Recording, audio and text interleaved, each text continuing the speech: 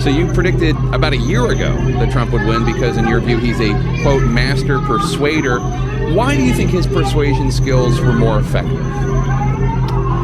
Well, one of the things he does, and this comes from my background as a trained hypnotist and someone who's studied persuasion for years, is that he speaks in visual ways quite often. That's just one of the things he does. So if you look at his immigration plan, he talks about a wall.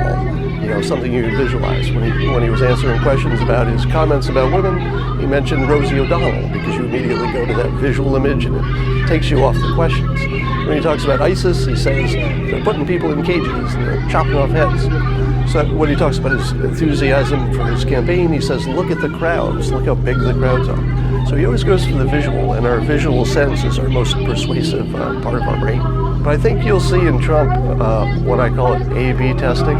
That's a phrase from the business world where somebody will try something and then if it doesn't work out, they quickly reverse. You've seen that with his immigration plan. It started out pretty extreme, but with the public's opinion weighing in, that backed off to something that's pretty close to what the current policy is. You saw when he misspoke about abortion and had his opinion about punishing women who got illegal abortions. It took all of 24 hours for the public to say, that opinion doesn't work for us, and he immediately changed. So you see it again in Obamacare. You see the public saying, yeah, we like you emotionally, we like what you're saying about getting rid of the bad parts, but now he's free to say, well, some of the good parts we're going to keep. So I think you're going to see a business approach where he rapidly tests a lot of stuff, and he's going to keep the good stuff and get rid of the bad stuff. He'll probably do it pretty quickly. Dead elephant. 2, well, I forgot the food. 3, good for brains here, assuming the company. And 4, the house has been destroyed. Be good. You can solve problems 1 and 2 by barbecuing the elephant over the lumber.